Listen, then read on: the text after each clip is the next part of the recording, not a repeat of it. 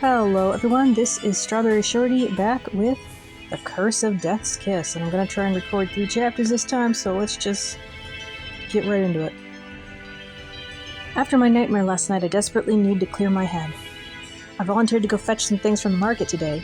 A change of scenery and fresh air might help. Am I alone? Hopefully this outing will set me to rights. I can't get the images from my nightmare out of my mind, though. Oh. As I'm selecting some vegetables from a stall, I see a familiar figure dressed in finery. This is finery? This looks like a normal outfit. Oh no. Mother! I drop the carrot I'm holding and follow her. You say, oh no, and then you follow her. She's making her way to the hall where the Lord's conference will be held. Seeing her again is making my hands shake. But I need to know if what the witch said was true. Mother! She turns around. Who goes there? It's Shorty. I spoke with Tabitha yesterday. She told me you betrayed her. What are you talking about? I don't remember if I gave Elizabeth a voice, so...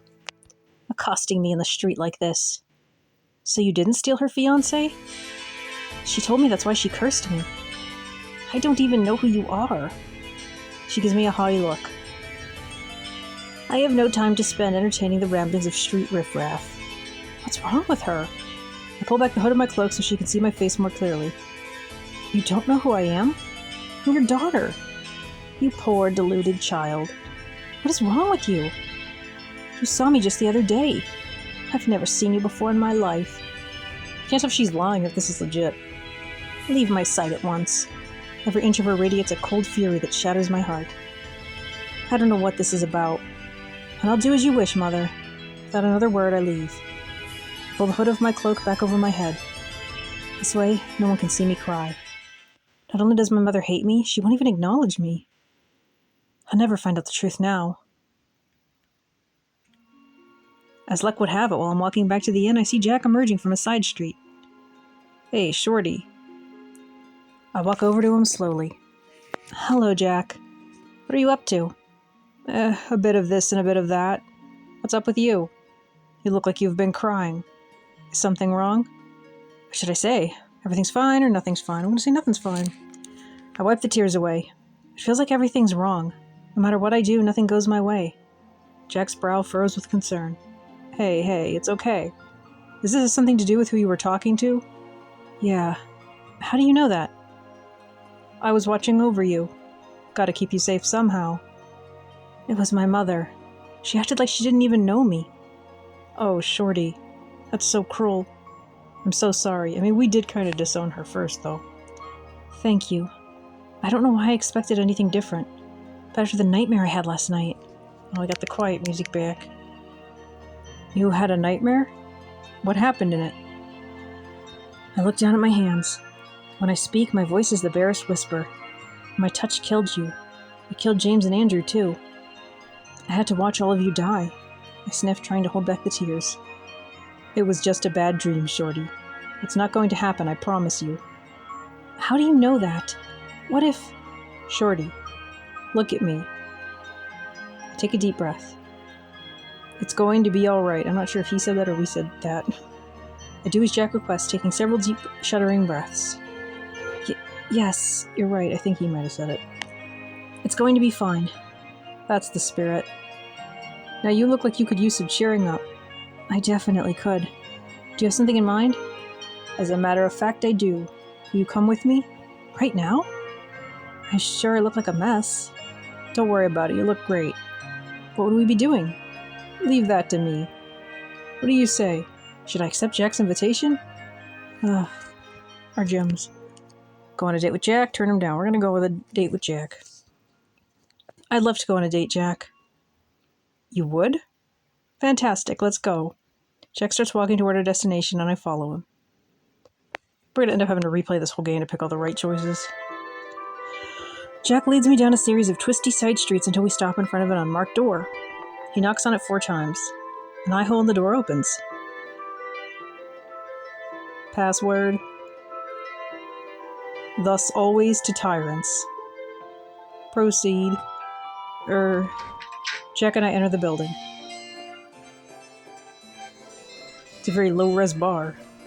What is this place? The most well-kept secret in Wickchester. A secret pub run and frequented by those who hate Lord Beaufort as much as I do. I look around the club, entranced by the dark, smoky atmosphere.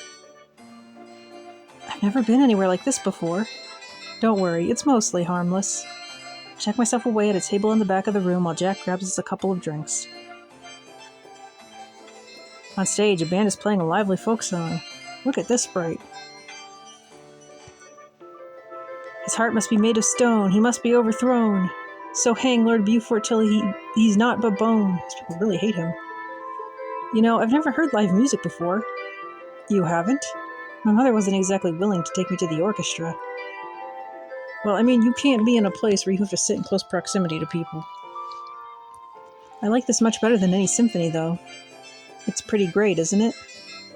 I don't come here as often as I used to, but this was my regular haunt for a while. The owners used to live in Clearwater and took me in when I was on the streets. You were homeless? I can relate, man. For a time, when I was a boy, my family, he struggles to choose his next words. There was a fire that took my parents and my brother. Only I survived. That's awful. Jack, I'm so sorry. It's all right. It was a long time ago now. After I got on my feet, I wanted to do something to help other orphans. I didn't want anyone else to suffer like I did. I know the feeling. Boy, do I. If I could free everyone from every curse, I would. At first, the reason why I wanted to help you was just because you were suffering. I felt so bad for you, shut up in that dark, miserable house. You know, the one I was robbing from? But over time, it became something more than that. What do you mean? What I feel for you, it's not simple compassion anymore. It's something bigger and scarier. I tried to run from it, tried to convince myself you don't belong in my world. But look at you. You're right at home here. He beams at me. There's no such thing as my world or your world. When we're together, we make our own world. You know that world we're going to live in pretty soon? The one where I can kiss you for real. I want that more than anything, except maybe to be dating Andrew.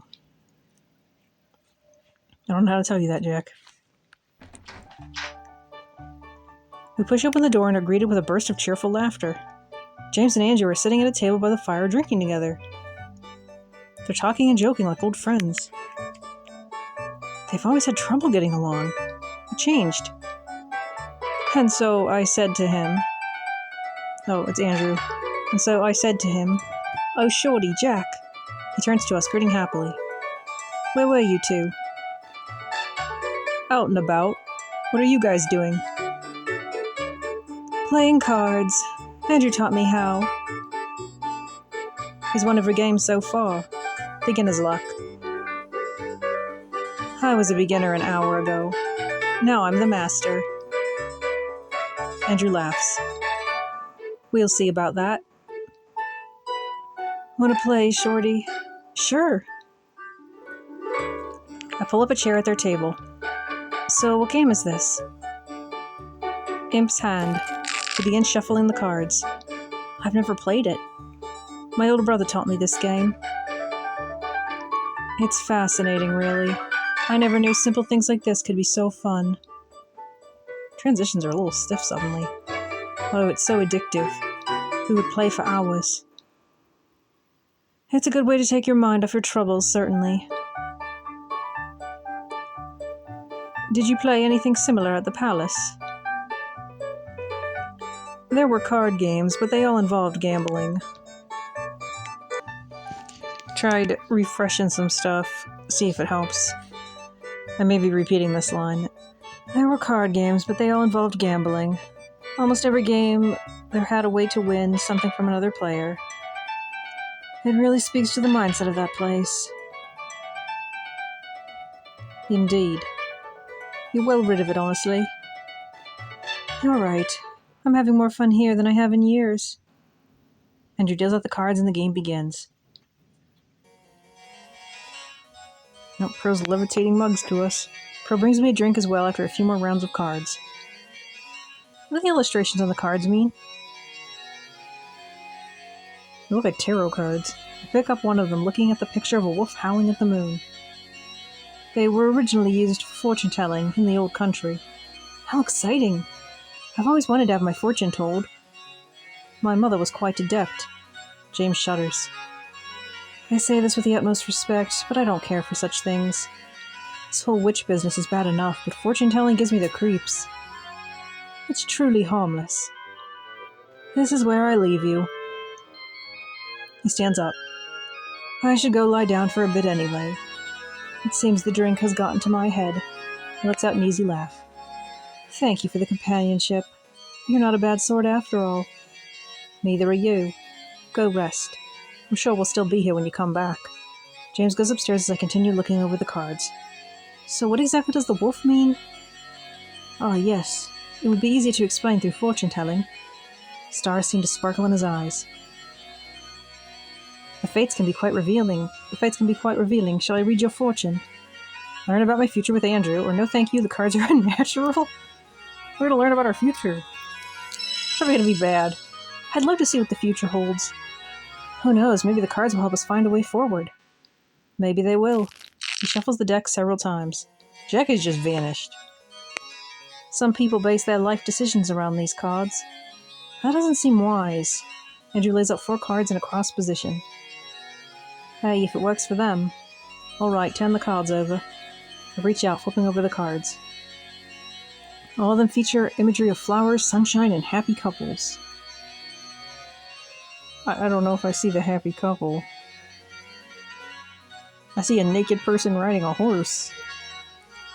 Oh, this is really interesting. So this one here, he taps the card. This says you've already met the person you're destined to be with forever. I know, I'm looking at him. Really? I wonder who that could be. The 2 of flowers can represent someone you've known for a long time. He taps the next card. This one says that you'll have a long and happy life. The 10 of flowers is a full bouquet representing all of life's joys. It looks like you'll be able to experience many things that you weren't able to before. I like the sound of that. Andrew looks at the next card. Oh, this one's even better. The Queen represents achieving your dreams. All of your wishes are going to come true. Oh, you're just saying that. I'm not. I bet you picked those cards on purpose. You're telling me what I want to hear. It is up to the fates. Did you see how many times I shuffled that deck? I'm not convinced. We shouldn't be doubting him. Also, if it's what you wanted to hear, there's someone you want to be with, isn't there? Perhaps. My heart pounds. It feels like he can see right through me. Perhaps you were on my mind. He smiles at me kindly. We're just flirting with all the guys. I can't see how it's possible, though. Besides the problem of my curse and your employer. I mean, I'm pretty sure I'm not paying him anything. It does not have to be so. I can quit. There are other ways to fulfill my oath of taking care of you. His voice is low, flirtatious. It sends a shiver through me. It makes my next words hurt me even more. We can't. You need that money to take care of your family. And if I ran away with you, I'd lose everything. We would lose literally nothing. We've already been disowned. My mother would never allow it. She's disowned us. We don't know what the future holds yet. But we could ask the cards. We're all like, oh, Jack, yeah, we'll totally live with you. And then it's like, oh, but Andrew. But we could ask the cards. He slides the deck in my direction. We could. What does the future hold for me and Andrew? Keeping my question in mind, I draw the top card and turn it over. Well, Andrew, you're going to be getting an outfit change, it looks like. 2 figures embrace. They are not embracing. What do they say? Wordlessly, I hold up the card I drew. The lovers. It means there's a chance. I look into his eyes, hardly daring to breathe. I'll take that chance. We're making a lot of promises. After dinner and a few hours of lively conversation and around the fire, I retire for the evening. I'm walking to my room when I notice James' door is ajar. This is a weird-looking image. And he's in the process of undressing! Should I watch James? If I'm careful, he won't know. Watch James take off his coat or let him know the door is open. I wonder what's considered the right answer. But I'm gonna let him know the door is open because that would be wrong. Well, we didn't get a heart, I guess. I clear my throat. James doesn't seem to hear me. What? We should just be walking past. He unddoes his coat, casually throwing the garment aside. James? He turns to face me. My face reddens over the confrontation as I'm confronted by the realization that I was peeping. Yeah? Your door is open. What, you didn't appreciate the show? How disappointing. I gotta go. Have a good night. That was a weird scene. I don't think watching some guy change is appropriate unless we're actually dating. Just makes the character seem like a creep, our character. Practically sprint back to my room, leaving a confused James in my wake. Well, that went as poorly as it possibly could. Getting ready for bed will take my mind off that awkward interaction. I slip into my nightgown and wash my face. As I prepare to turn down the lamp for the evening, movement in the window catches my eye. I walk over to the window and look down. Jack is walking away from the inn, illuminated by the harsh streetlight. Where could he be going at this hour? He seems like the type that would sneak out at all hours. Try as I might to give him the benefit of the doubt, my mind is clouded with worry and suspicion. I'm not suspecting him or worried. We caught James doing something nefarious before. Could Jack be doing the same?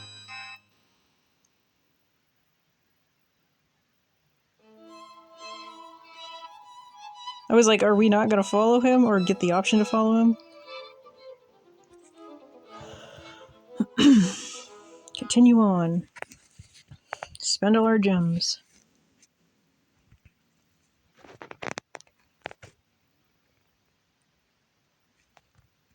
Seduced by the mafia. That doesn't appeal to me, really. Too much of a chance they'll end up acting like jerks. I'm ready to give Jack a piece of my mind as soon as I wake up. How dare you leave the building? Sneaking around, acting suspicious, he literally just left. After everything we've been through together, I thought I could trust him.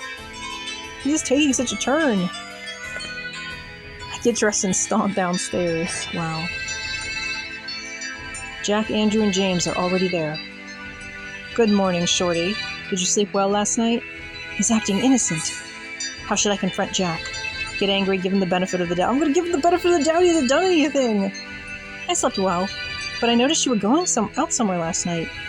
What are you up to? Were you watching me? Well, my curtains were drawn and I just happened to see you. Jack chuckles. I promise, I was just doing a favor for a friend. I trust you, but I need to know more. You don't trust him! You were like, no, he's out doing evil things the minute you saw him. Jack winks. You'll find out soon, I promise. I just want some answers, Jack. We're being way too pushy. Jack holds his hands up and laughs good-naturedly. We're really getting lucky these guys aren't holding grudges. Except James. James were being just suspicious enough. Shorty, you really didn't notice? Is it my birthday? Look around. I do as he says, glancing around the room. Candles are in the room, and in my usual spot at the table, there's a big stack of pancakes. Is it someone's birthday? It's your birthday, my lady. It is? I was gonna make a joke earlier about, like, him planning a surprise party. This year we've been so busy, I guess I just forgot. Andrew told me and James a couple weeks ago. I was put in charge of gathering supplies. So that's where you were going. He was committing shady birthday crimes. Jack chuckles. We don't have a lot of money, so I had to call in all my favors. But we really wanted to make your day special. I'm sorry for accusing you, Jack. Yeah, you should be. It's all right. You had no idea what was going on. I walk over and sit down at the table. Look at this. You got me my favorite flowers as well. They're hovering over the table and don't match the background scenery. Andrew told us everything you like. I hope you're not angry at me for telling them. Angry? I haven't been this happy in a long time. Don't think we forgot about the most important part. Your presents. Where's the cake? James brandishes a small box with a flourish and then sets it on the table next to a few other small packages. You're all so sweet. Tears of happiness spring to my eyes. Your birthday has been a sad occasion for too long. You deserve a special day, my lady. It's only fair that we should return the same kindness you've shown us. Under better circumstances, I'd plan a more elegant celebration, but I'm glad this much pleases you. This is the best birthday I've ever had. Thank you, everyone. We all beam at each other. Who knew this tiny ramshackle inn could feel like a home? There's so much love in my heart right now, I can hardly stand it. After eating my birthday pancakes, I open my presents. Thank you, James. This is beautiful.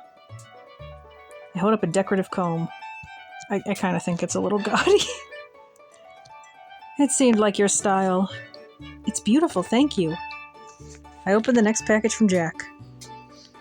A fountain pen and a journal, so I can record our adventures. I much prefer my diaries to be cuter, and I don't really like that kind of pen, but much better gift. You love stories so much, I thought you could try writing one of your own. Thank you, Jack. It's almost too lovely to use. Finally, I opened Andrew's present. Real lavender perfume. I don't wear perfume, but it's a nice bottle. Oh, Andrew, this is wonderful. It's the latest fashion, so I'm told. I've never had anything like this before. I feel like I don't deserve all these nice things. Everyone needs to feel special once in a while. I'd say you've earned that. Andrew raises a glass. To many more birthdays, and the adventures we've shared. To the exciting outlaw life, and the curse-free days ahead. We all make a toast, clicking our glasses together. As I drink, my heart is overflowing with happiness and gratitude. This really is the best birthday I've ever had.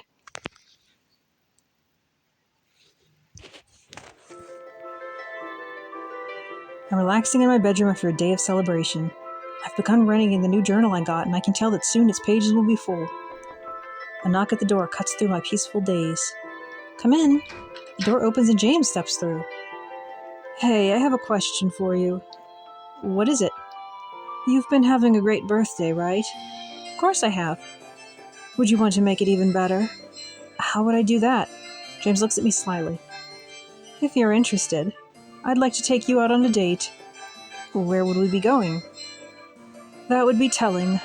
It's a special birthday surprise. Something I came up with just for you. That sounds tempting. What should I do? Go on a romantic birthday date with James or turn him down? I'm still rooting for Andrew, but we've gone on all the other dates more or less. Unless there was a reason not to, so we'll go with him. I'm in. I was hoping you'd say that. Because I made reservations. Reservations? James gives me another sly look. All will be revealed. Let's go. James takes me through an area of the city I haven't been before. I briefly worry about being seen, but there are few people out at this hour. How does nobody recognize the prince? Here we are. We stop at a small dock beside a canal. A bored-looking man is waiting there. You here for the boat ride? No, we are here to swim. Funny guy, I see. This way, please. We get into the narrow boat. As always, I'm careful to sit as far apart from James as I can. I wish I didn't have to. James begins rowing and we set off from the dock. Wow, the city looks so different this way. It really is beautiful, isn't it? And look above you. I feel like I haven't seen stars in so long. My eyes are greeted with the sight of many twinkling stars. It's like a window opened into the heavens. Back when I lived at the palace, I'd sneak out at night and ride around like this for hours. Something about being under those stars was comforting to me. I can see why. It makes me feel so small, but in a good way. Like my problems aren't as big as they seem. That's exactly the feeling. I knew you'd understand. We're coming up on a large, elaborate building. It has an air of grandeur that sets it apart from the rest. And there's the palace in all its glory. It might not be as beautiful as the stars, but it comes quite close, I think. I hope you'll find the palace to your liking. What do you mean by that? James looks bashful. Well, I was hoping that once I'm restored, that you'd be my guest in the palace. Maybe if you'd like, you could even stay permanently. Stay permanently? She's a little naive, isn't she? I'd like that, but I understand. That was too much, wasn't it? No. I just don't know how I feel about living somewhere with so many people. You know, because of the curse. I'm sure we'll have broken the curse by then. You'll be able to live in this palace without fear. If that does come to pass, I'd love to stay with you. Good, because you know. He stops rowing and leans forward. Starlight sparkles in his eyes. I can't imagine my life without you, Shorty. I can't imagine my life without you in it either. We've both come so far from where we were. And I can't wait to see where we go. I press my mouth to my hand, blowing him a gentle kiss. That's so weird. Jack sends me a kiss back, smiling as he does so. Look at us, kissing under the moonlight. You were right. This did make my birthday even better. James and I share fun glances as he rows back to the docks. To think, when I met him, he was so haughty and cold. James' warm affection is the best birthday gift of all. I'd say the best birthday gift was the diary. The next morning, the four of us gather around our usual table at the inn. I overheard Pearl talking about the Lord's Conference. It starts tomorrow. We need to do something. But what? Confronting them directly seems unwise. It does, but we don't have a lot of options. I do know a back way into the building. Why are we trying to interfere in the Lord's Conference? Sneaking in definitely sounds like the best idea, but we need a plan before we go in. I know that we wanted to talk to them, but I don't know if we need to go into the Lord's Conference. We need to corner Tabitha and Beaufort, make them confess to their crimes, and provide us with evidence. But how will we force them to do as we say? We'll improvise. Nobles tend to panic when faced with angry plebeians. And anyone as slimy and spineless as Lord Beaufort will fold instantly. I hope you're right. I'll make him retract every single lie he ever told about me, and then I'll be in line for the throne again. And I'll get Tabitha to undo my curse. That's where the potion comes in. The palace has a large apothecary. Once we're in, we can steal the remaining ingredient. If they even have it. They may not, but it's a risk we have to take. It's settled then. We'll sneak into the palace tomorrow. Sounds good to me. We better start preparations now. Right. James, I need your knowledge of the layout. Come with me. The two of them exuberantly leave the room. It's just me and Andrew now. Shorty, you've been quiet. Is everything all right? Andrew is worried about me. What should I say? I'm nervous or I'm hopeful? Nervous? I have pre-adventure jitters, I suppose. We're going to confront a witch and an evil lord with no plan. We're so close to the end. What if this doesn't work? I know that this is the moment we've been waiting for, my lady. Some no's are only appropriate given the circumstances. But there's no reason to fear for the worst. It gives me a reassuring smile. I wish I could say you convinced me. I don't know why, but I'm still nervous. I really should prepare as well. Well, don't let me keep you. See you later, Andrew. I'm putting my bag together for tomorrow. Despite Andrew's words, nerves are still creeping in. What if we get caught? Or worse, what if Lord Beaufort and Tabitha can't be intimidated? Why would they be intimidated? They really don't seem like the types. I feel like we're taking a big gamble here. I should go talk to Jack. He knows all about nerves before pulling off a scheme, I'm sure. I leave my room and head to Jack's, knocking on his door. Who is it? It's me. Come in. I'm just getting ready for tomorrow. I wanted to talk to you about that, actually. Oh yeah? What's going on? I'm worried. It all seems incredibly precarious. I know it does. Honestly, I'm worried too. But it is worth taking this risk. You're worth risking everything for. I got the quiet music. I am? You are. He starts pacing the room. Can I be honest with you? Always. Initially, I did agree to help you because I thought there would be something in it for me. Helping you would grant me a nice reward I could use to pay off my debts and the debts of the orphanage. So I was right. You were just trying to use me for my money. Did we say this before? It's not about that anymore, though. Helping you and seeing you happy is worth more than any gold to me. Our journey has really put that into perspective. You've missed out on so much of life, and I hope you won't have to miss out on much more. Do you really mean that? I do. He crosses the room, coming heart-stoppingly close to me. He's holding something in his hand. Shorty, can I kiss you? What should I say? I want to kiss you, or even if we could kiss, not right now. I'm going to say the bottom one, as much as I want to get heart points because I am in love with Andrew. We can't kiss. It will kill you. And even if it was safe, now isn't really the time. If this does all go wrong, we may never get the chance. I had an idea for how we could... Trails off looking ashamed. Was he going to give me a thimble? We can wait until after, okay? I guess so. Then we'll really have something to celebrate. I go back to my room. I'm still nervous, but I feel more hopeful after talking with Jack. Tonight could be the last night that I spend with this curse. By this time tomorrow, I could be free. Oh my gosh, I really need this chapter to end. The conference starts today. We're all gathered in the main room of the inn. It's early, so they don't have any patrons yet. It's so early they don't have any patrons yet. Alright, do we have the potion? It's right here. I would have numerous copies of this potion. I like the bottle. Put up the small vial. And I have the map. You drew a map. Jack taps the side of his head. It's all in here. I won't steer you wrong. Alright, if we're all ready, let's go show that nasty witch and Lord Buford what we're made of! Let's do it. I'm ready. Here, here. We head out the door. Gosh, be the chapter end! There's that tall skyscraper over there. With every step, we draw closer to the Lord's conference. Are we gonna get caught? Something has to happen. Our plan to break my curse and save the kingdom is about to begin. Or we just get the chapter end here.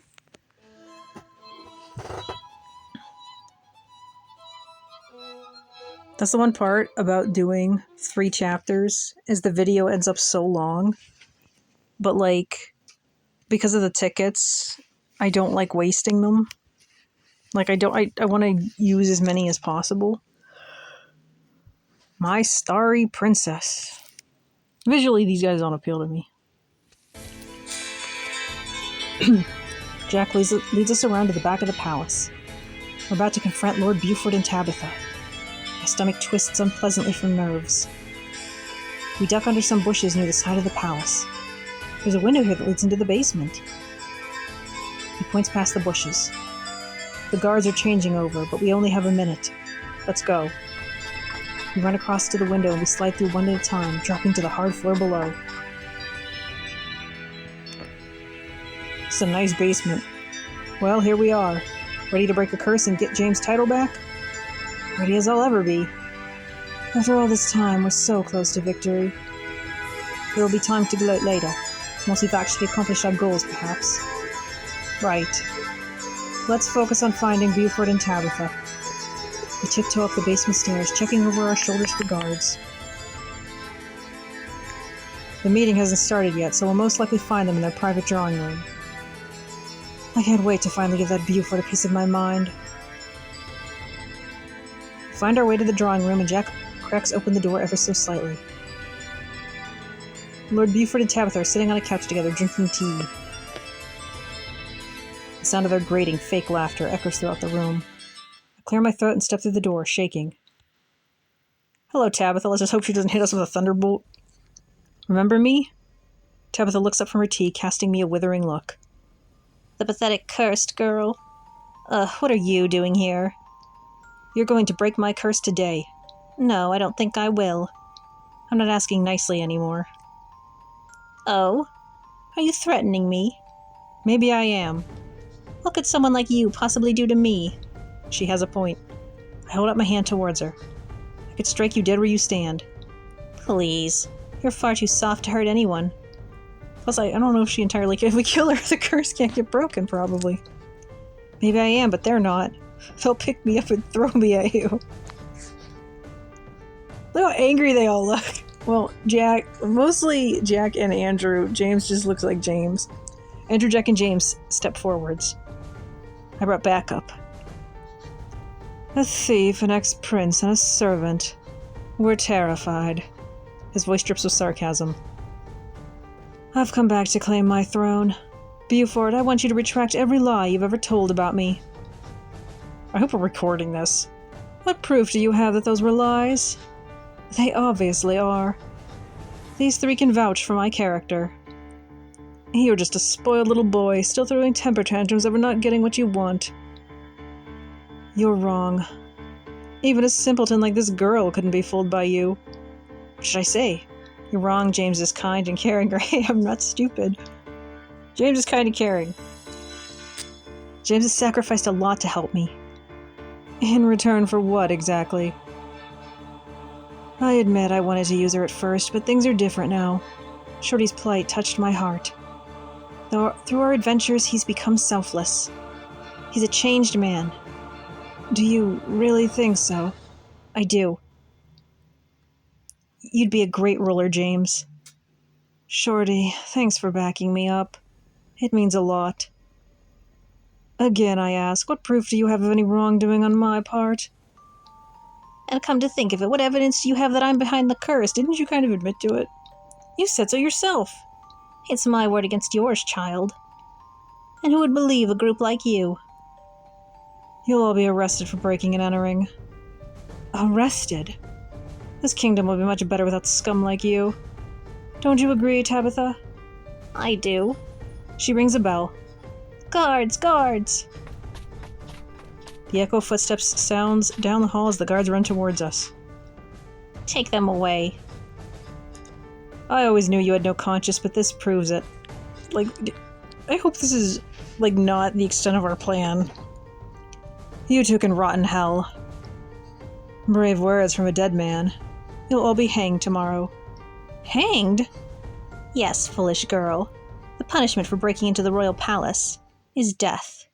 This isn't how I imagined this going at all. How did you guys imagine this going? You were confronting a witch and a powerful noble with nothing.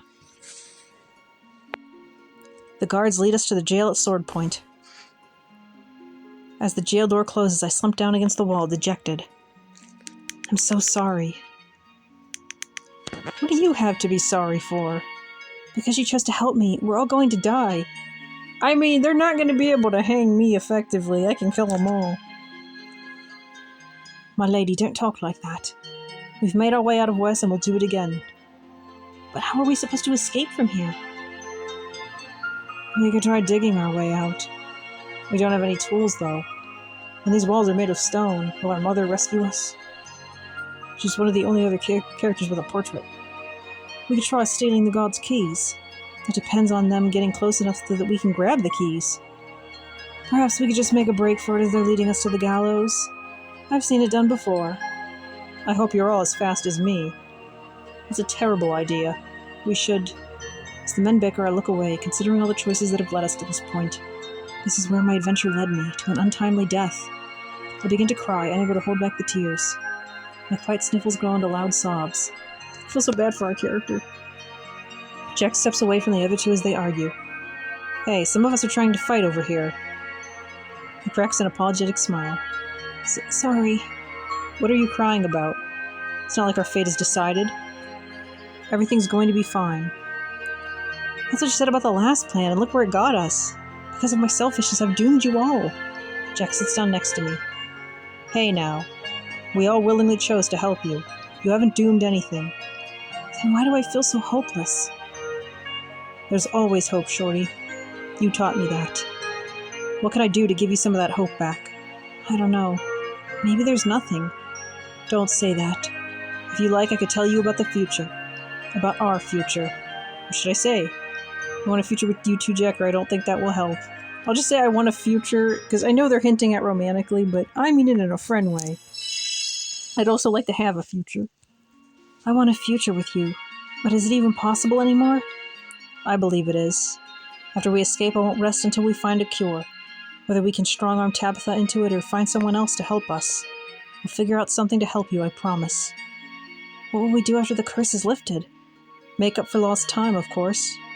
After all of this, you deserve at least several days to do nothing but lie in my arms or anything else you'd like. I don't think my husband Andrew will appreciate that. I imagine we'd be a lot more active. I'm grateful that the jail cell's dark so Jack can't see how flustered I am. I imagine so too. His voice is low, seductive.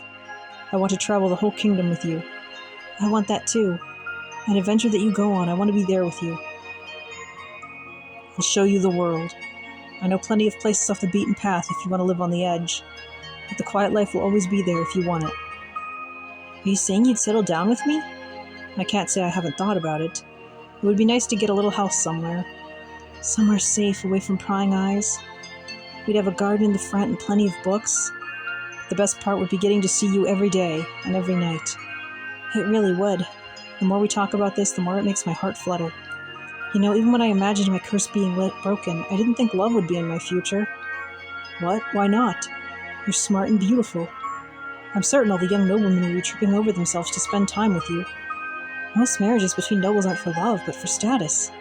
Dreams of my future involved finding someone I could tolerate. You deserve more than that. Honestly, I didn't think love was in my future either. It's hard to find stability when you're constantly running from the law. But then I met you and everything changed. You are worth risking it all for. Is it really worth it? Of course it is. Because I'm in love with you. Because I'm with you, love. There's nowhere I'd rather be. Even if our story ends here, It won't, I promise you. I'm not going to let things end like this. I have a future to fight for now. Our future. Talking to you about this, it did give me hope. He looks at me longingly. Get some rest, Shorty. I don't think I would want to rest. I think I would be actively trying to escape. But this music is a little too cheery. The sound of footsteps shakes me from my sleep. The gods are approaching. I sit up blearily. Remember the plan. As soon as we see an opening, make a break for it. The guards approach our cell. Up close, they look different than the guards who locked us in. Prince James! We found you at last! James squints at them. My guards. I'm so glad to see you, but I thought I dismissed you. We couldn't just leave you alone and unprotected. We vowed to serve you until death, after all. How did you find me here? We've been keeping tabs on you for a while. And now we're here to break you out. Well, that was easy. One of the guards takes out a keyring and unlocks the door. Go quickly, before they come back. Thank you both. I was almost convinced this was the end for us. How can I ever repay you two? Seeing your rightful title restored will be payment enough. We hurriedly take our leave, fleeing from the dungeon. The witch was right. We needed evidence. I don't know how you guys didn't realize this. Maybe we can find something here before we leave. That seems like a good idea, but I'm worried we'll be arrested again. We still need the potion ingredient, too. This is looking like our only chance. It's dangerous, but we should do it. We hurry upstairs to the quarters where the nobles are staying. Perfect. They're not here. Now's our chance. We sneak down the hallway, carefully opening each door. I don't see any doors. Finally, we find what we're looking for. That smell. Someone's been making potions in here. We cautiously enter the witch's quarters. I don't like this place, not one bit. Look over here. He points to the desk upon which a thick book is resting. Of spells and potions. I don't know if this counts as evidence, but it should help us, right? Absolutely. Now let's get out of here. This room gives me the creeps. We head back into the hallway. We still need something to clear James's name. Let's find Beaufort's room. Wow, it's a mess. The room, while fancy, is a total mess. We poke around for a while, finding nothing of importance. James holds up a small book. I found this on the nightstand. It's his logbook. All of Beaufort's coming and goings, meticulously recorded. Is this gonna be like Ace Attorney's Spirit of Justice? We just wrote down, plan to take over the kingdom. That'll give you something to work with. Alright, let's go. I don't feel like we accomplished anything. I don't want to get arrested again. We quickly leave, heading out the servants' entrance before we can be spotted. The potion ingredient! Ugh. Once we're back at the inn, we start looking through Tabitha's spellbook. Petrification curse, bat pox hex. What is my curse called? If it's called the Curse of Death's Kiss, I swear. Is that it? He points at the page. It says, for your enemies. I start reading the page. Within 5 years of their birth, their child will know no laughter or mirth. They'll live in a world of isolation, for death will be their hands' creation. This is the one! Why are curses always written like that? I flip to the next page and stop in surprise. Wait, this is the complete potion recipe! What is Queen's flower? Queen's flower. The last ingredient is a common weed. It grows practically everywhere. Then let's go pick some. We rush outside and gather it by the armful. Is it really going to be that easy? Shorty, do you need any help with the potion? I'll say please help me to be nice, but I think I can do it myself. That would be great. Where should I start? You chop up the flowers and I'll heat up the potion. Sounds good. Jack chops up the flowers and adds them to the mixture. This potion has such a sweet scent. Almost as sweet as you. I blush despite myself. I retired to my room early that night to prepare for the day ahead. Who want the potion? There's a knock on my door. Who is it? It's me, my lady. Might I have a moment of your time? I step outside. Of course, Andrew. There's something I want to give you, my lady. He holds up a letter. You don't have to take it if it makes you uncomfortable, but I want you to have it. What should I do? Accept Andrew's love letter, or tell him to keep... How do we know it's a love letter? I'm taking it. I reach out and gingerly take the letter from Andrew's hands. It's an electric thrill to have his fingers so close to mine. Electric, but terrifying. One day I'll feel the touch of his hand without fear. The envelope is thick and my name is written in the beautiful script in the center. Why does it start with just in case, Andrew? Well, I've been thinking a lot about what might happen, what could go wrong. We've already narrowly escaped with our lives once. Who's to say we will a second time? Way to be optimistic, Andrew. When I swore to protect you, I meant I would give my life for yours if need be. He's solemn, earnest to a fault. It won't come to that, Andrew. We have a much better plan now. No, we don't. I know we do. But I want to be prepared. And if anything happens to me, there are letters in there for my mother and siblings. I nod solemnly. I'll make sure that they get them if it comes to that. There's some things in that letter I want you to know, too. What do you mean? If we all come back, I'll tell you myself. But if I don't, it's all in the letter. Why can't you tell me now? Is there a bad ending where he dies and we read the letter? Perhaps I'm a coward, but I'm not quite ready to say those words yet. The shift in our relationship has been difficult for me. That's all right, Andrew. I think I know what you want to say. You do? And I'm not quite ready to say it yet either. I've never said that to anyone before. Neither have I. But know that I feel it.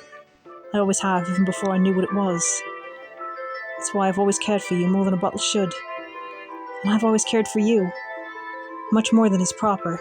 The letter weighs heavy in my hand as I stare into Andrew's eyes. My lady, if I'm required to do so, I will do anything to make sure you can have the life you want. But the life I want is with you, Andrew. Yeah, the only life I want is to have one where you're by my side, Andrew. As a butler or something more. It's been something more for a while now. I'll try my hardest to keep myself safe then. And keep you safe so that we can have that life. We're still careful not to touch, but we're closer together than we should be. I look up into his eyes, reassured at Andrew's steady presence. Whatever tomorrow brings, I'll be ready. We'll face it together, just like we always have. If I could, he inclines his face toward mine slightly. This would be the part where I kiss you. This would be the part where I kiss you too. We stare longingly at each other for a few more moments. Good night, Andrew. Good night, my lady. As I turn to go back to my room, I swear I can hear him whisper. Good night, my love. Andrew's still the best. Oh my gosh, this chapter is still going. What about the potion? The next day, we head out early, ready to execute our new and improved plan. As we're trying to blend into the crowd, Jack gets my attention. I tried it. You did what? I couldn't help it. I was so curious. I had to know what it did. You're so reckless. Anything for my love. Despite our situation, I cannot but blush. And? Was it effective? Can you touch people without dying now, Jack? Very. It's unlike anything I've ever seen before. What does it do? I think it's better to see for yourself. Guards! He points across the street to a pair of guards marching towards us. We duck into an alley to avoid being seen. I hope it's as effective as you say it is. Unless we're talking about something different, related to the plan. It looks like the banquet has already started. Perfect, they won't suspect a thing. Shorty, do you have the potion? I take a small vial from my pocket. I do? What should I do with it? Pour it into the wine? I thought we were trying to cure our curse. I'm confused now. Everyone here deserves a sip of this potion. Andrew opens the first cask of wine. I pour the potion in and then do the same with the next one and the next. Why are we putting potion in the wine? Are we drugging them? I'm so confused. They're never going to know what hit them.